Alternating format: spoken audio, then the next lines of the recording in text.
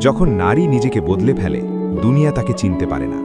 প্রতিটি নারী তার জীবনে এমন এক সময় অবশ্যই দেখে যখন তার মনে হয় সবকিছু থমকে গেছে। সম্পর্কের যন্ত্রণা, বিশ্বাসের ভাঙন, মানুষের বদলে যাওয়ার কষ্ট, এই সব তাকে ভেতর পর্যন্ত নাড়িয়ে দেয়।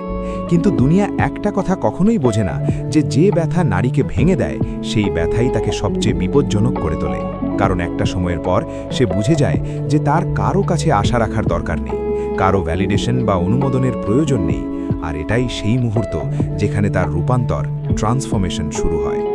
এখন সে নিজেকে বদলাতে শুরু করে, অন্যদের জন্য নয় বরং নিজের জন্য। সে নিজের শক্তি সেই সব জায়গা থেকে ফিরিয়ে নেয় যেখানে তার কদর ছিল না।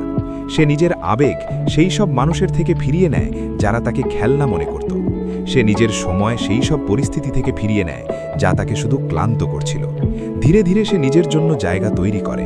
সে নতুন অভ্যাস তৈরি করে, নতুন মানদণ্ড তৈরি করে।